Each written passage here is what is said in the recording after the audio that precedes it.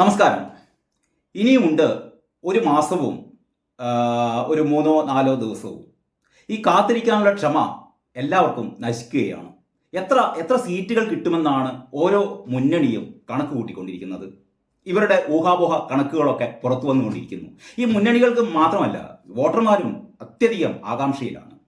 ഈ അന്തിമ പോളിംഗ് ശതമാന കണക്ക് പുറത്തു വന്നതോടെ ഒരു 16 മുതൽ 18 വരെ സീറ്റ് ഉറപ്പാക്കാം എന്നാണ് ഈ കോൺഗ്രസിലെയും, അതായത് UDFന്റെ പ്രതീക്ഷ.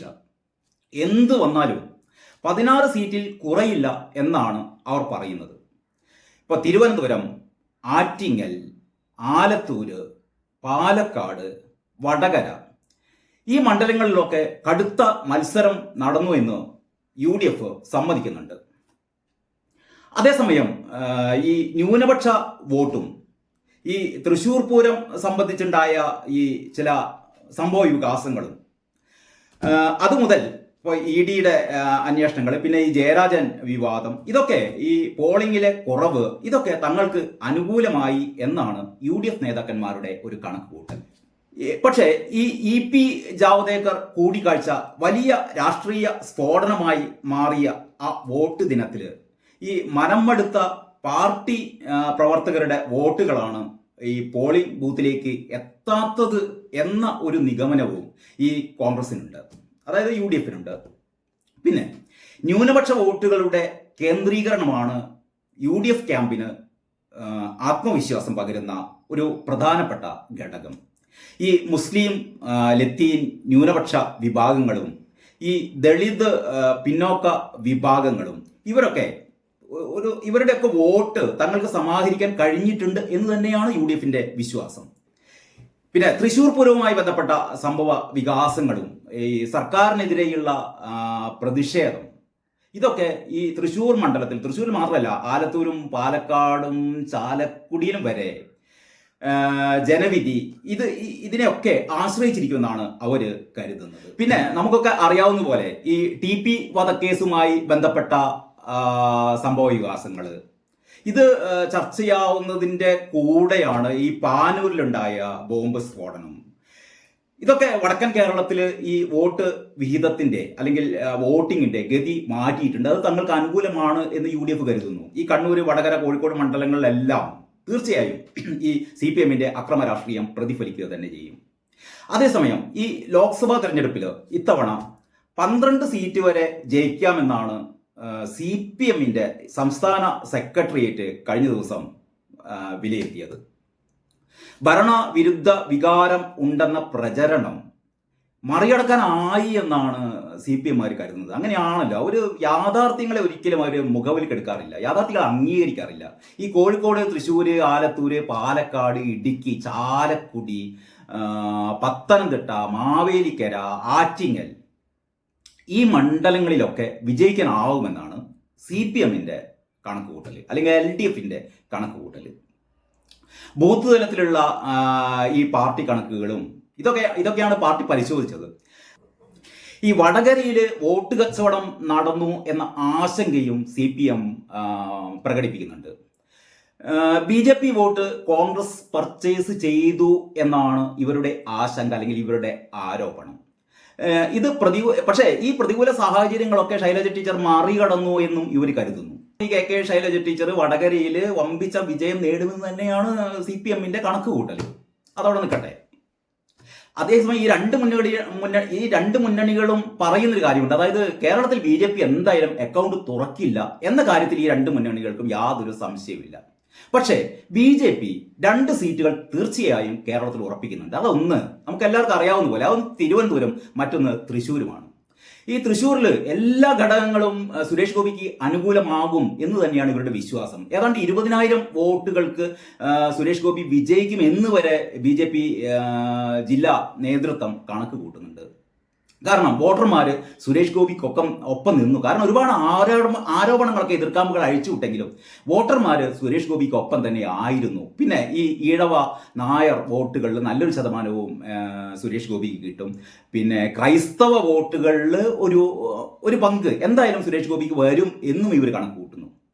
മറ്റൊന്ന്, സുരേഷ് ഗോപിക്ക് ഈ ജാതി മതത്തിന് അതീതമായ സുരേഷ് ഗോപിയുടെ ജീവകാരുണ്യ പ്രവർത്തനങ്ങളൊക്കെ, അതുകൊണ്ട് മുസ്ലിം വോട്ടുകളും സുരേഷ് ഗോപിക്ക് വരാൻ സാധ്യതയുണ്ട്. അതുകൊണ്ട് തന്നെ സുരേഷ് ഗോപി എന്തായാലും ഒരു 20,000 വോട്ടിന് തീർച്ചയായും ജയിക്കുമെന്ന് തന്നെയാണ് BJP ക്യാമ്പ് പറയുന്നത്. പിന്നെ തിരുവനന്തപുരത്തും BJPക്ക് നല്ല പ്രതീക്ഷയുണ്ട്. എന്ത് തന്നെയാലും രാജീവ് ചന്ദ്രശേഖർ വിജയിക്കുമെന്ന് തന്നെയാണ് BJPയുടെ കണക്കുകൂട്ടൽ.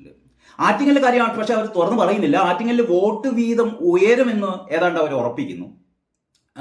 കാരണം അവിടെ കേന്ദ്രമന്ത്രി V മുരളീധരനാണല്ലോ മത്സരിക്കുന്നത്. 2019 ആറ്റിങ്ങലിൽ മത്സരിച്ച ശോഭാ സുരേന്ദ്രന് ഏതാണ്ട് 2.5 ലക്ഷം വോട്ടുകളാണ് ശോഭാ സുരേന്ദ്രൻ പിടിച്ചത്. ആ വോട്ടുകൾ V മുരളീധരന് പിടിക്കാനായില്ലെങ്കിൽ മുരളീധരന് ഭയങ്കര ക്ഷീണമായിരിക്കും. അപ്പം മുരളീധരൻ വോട്ട് വീതം ഉയർത്തിയേക്കാം. പക്ഷേ അവിടെ ഒരു വിജയം BJP ഉറപ്പ് പറയുന്നില്ല എന്ന് പറഞ്ഞാൽ അവർ പുറത്ത് പറയുന്നുണ്ട്, ഞങ്ങൾ 4 സീറ്റ് 5 സീറ്റ് 6 സീറ്റ് എന്നൊക്കെ പറയുന്നുണ്ട്. പക്ഷേ യാഥാർത്ഥ്യത്തിൽ ആറ്റിങ്ങൽ സീറ്റ് അവരെങ്ങനെ കണക്കാക്കുന്നില്ല. പക്ഷേ അവർ വോട്ട് വീതം വർദ്ധിപ്പിക്കാനാവുമെന്ന് അവർ കരുതുന്നു.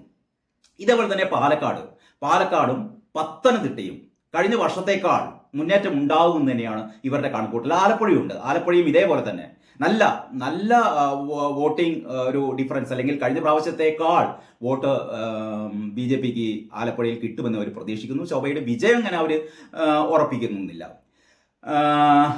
പക്ഷേ ഇവരുടെ ഏറ്റവും പ്രധാനപ്പെട്ട ലക്ഷ്യം എന്ന് പറയുന്നത് കഴിഞ്ഞ പ്രാവശ്യം 15% എന്ന് പറയുന്ന BJPയുടെ വോട്ട് വിഹിതം ഇപ്രാവശ്യം അത് ഒരു 20% ഉയർത്താൻ പറ്റും എന്ന് തന്നെയാണ് BJPയുടെ ഏറ്റവും വലിയ പ്രതീക്ഷ. കേരളത്തിലെ ഒരു സീറ്റ് കിട്ടിയാൽ തന്നെ BJPയെ സംബന്ധിച്ചിടത്തോളം അത് ഏറ്റവും വലിയ, ഒരുപക്ഷെ സമാനതകളില്ലാത്ത അവരുടെ ഒരു വിജയത്തിന്റെ ആദ്യപടിയാണ് കേരളത്തിൽ ഒരു സീറ്റ് കിട്ടുക എന്നുള്ളത്. 2 സീറ്റ് കിട്ടുകയാണെങ്കിൽ പിന്നെ എന്താ പറയുക, അവരുടെ പ്രതീക്ഷകളൊക്കെ അപ്പുറമാണ്.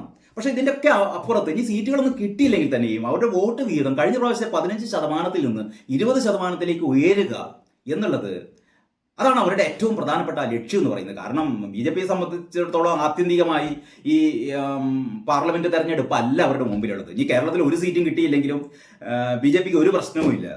മറ്റേ നേരത്തെ നരേന്ദ്രമോദിയും അല്ലെങ്കിൽ അമിത്ഷായൊക്കെ പറഞ്ഞ പോലെ 370 സീറ്റോ 400 സീറ്റോ അതൊന്നും അല്ലെങ്കിലും BJP എന്തായാലും കേന്ദ്രത്തിൽ അധികാരത്തിൽ വരും എന്നുള്ളത് ഉറപ്പാണ്. അത് കേരളത്തിന് ഒരു ഘടകമല്ല. കേരളത്തിൽ ഒരു സീറ്റും കിട്ടിയില്ലെങ്കിലും BJPക്ക് അതൊരു പ്രശ്നമേ അല്ല. പക്ഷേ BJPയെ സംബന്ധിച്ചിടത്തോളം ഈ വോട്ടിംഗ് ശതമാനം കഴിഞ്ഞ പ്രാവശ്യത്തെ 15 നിന്ന് നമുക്ക് എങ്ങനെ 20 ഉയർത്താൻ പറ്റിയാൽ അത് അവരെ സംബന്ധിച്ചിടത്തോളം ഏറ്റവും വലിയ ഒരു കുതിച്ചുചാട്ടമാണ്. കാരണം 2 വർഷം കൂടി കഴിഞ്ഞ് വരാനിരിക്കുന്ന നിയമസഭാ തെരഞ്ഞെടുപ്പിൽ അതാണ് BJP ലക്ഷ്യമിടുന്നത്. മാത്രമല്ല, ഇങ്ങനൊരു വോട്ടിംഗ് വിഹിതം വർദ്ധിച്ചു എന്ന് കണ്ടാൽ, അല്ലെങ്കിൽ BJPയുടെ സാധ്യത കേരളത്തിൽ വർദ്ധിച്ചു വരുന്നു എന്ന് കണ്ടാൽ, ഇപ്പോൾ തന്നെ മറ്റു പാർട്ടികളിൽ നിന്ന് BJPയിലേക്കുള്ള നേതാക്കളുടെ ഒഴുക്കൊക്കെ നമ്മൾ കണ്ടതാണ്. ഇതിന് തീർച്ചയായും ശക്തി പകരുമെന്ന് തന്നെ BJP കരുതുന്നു. ഈ 15% വോട്ട് വിഹിതം കിട്ടിയ 2019 തെരഞ്ഞെടുപ്പിൽ ആ വർഷം 7 നിയമസഭാ മണ്ഡലങ്ങളിൽ BJP 2ാം സ്ഥാനത്തായിരുന്നു. നേമത്ത് BJP 1ാം സ്ഥാനത്തുമായിരുന്നു. പക്ഷേ 2021 നടന്ന നിയമസഭാ തെരഞ്ഞെടുപ്പിൽ BJPയുടെ വോട്ട് വിഹിതം ഗണ്യമായി ഇടിയിൽ നിന്നും നാം കണ്ടു. ഏതാണ്ട് അത് 14% കുറഞ്ഞത്. അങ്ങനെയൊക്കെയാണ് അവസ്ഥ. അപ്പോൾ എനിക്ക് തോന്നുന്നത് ഈ പറയുന്ന 3 മുന്നണികളും, അതായത് UDF പറയുന്നു ഒരു 18 സീറ്റ് വരെ തങ്ങൾ വിജയിക്കും, LDF പറയുന്നു 12 സീറ്റ് വരെ എന്തായാലും ഉറപ്പാണ്, BJP പറയുന്നു 2 സീറ്റ് എന്തായാലും ഉറപ്പാണ്. ഇതാണ് മുന്നണികളുടെ ഒരു ന്യായമായ അവരുടെ, അല്ല വല്ലാണ്ട് അതിർക്കടന്ന ഒരു എന്താ പറയുക, ഒരു അവകാശവാദം എന്നൊന്നും തോന്നുന്നില്ല. പൊതുവെ വിലയിരുത്തുമ്പോൾ തോന്നുന്നത് UDFനെ സംബന്ധിച്ചിടത്തോളം കുറേ കൂടി സേഫാണ് ഈ പ്രാവശ്യം. കാരണം അവരെ സംബന്ധിച്ചിടത്തോളം ഭരണവിരുദ്ധ വികാരം നല്ല രീതിയിലുണ്ട്. പ്രത്യേകിച്ച് LDFന് അങ്ങനെ വോട്ട് സമാഹരിക്കാൻ ആകെ ചെയ്തത് ന്യൂനപക്ഷ വോട്ടുകൾ അല്ലെങ്കിൽ മുസ്ലിം വോട്ടുകളുടെ ഒരു സമാഹരണമാണ് LDF പ്രതീക്ഷിക്കുന്നത്. പഴയ കാലമൊന്നും അല്ലല്ലോ. ഇതെല്ലാ കാലത്തും ഈ മുസ്ലിം സമുദായത്തെ ഇങ്ങനെ പറഞ്ഞു പറ്റിക്കാനൊന്നും പറ്റില്ല. പ്രത്യേകിച്ച് ഈ നമ്മുടെ പൗരത്വ ഭേദഗതി ബിൽ എന്തോ വലിയ ഒരു മുസ്ലിം വിരുദ്ധ നടപടിയാണെന്നൊക്കെ ആയിരുന്നല്ലോ ഈ പിണറായി മുതൽ ഇങ്ങോട്ടുള്ള എല്ലാ സഖാക്കളും പ്രസംഗിച്ചുകൊണ്ടിരുന്നത്. അതൊന്നും അത്ര വലിയ ഒരു ഇമ്പാക്റ്റ് ഉണ്ടാക്കുമെന്ന് എനിക്ക് തോന്നുന്നില്ല. അതുകൊണ്ട് തന്നെ UDF അവകാശപ്പെടുന്ന പോലെ തന്നെ ഒരു 18 സീറ്റൊക്കെ കിട്ടാൻ എന്തായാലും ഒരു സാധ്യതയുണ്ട്.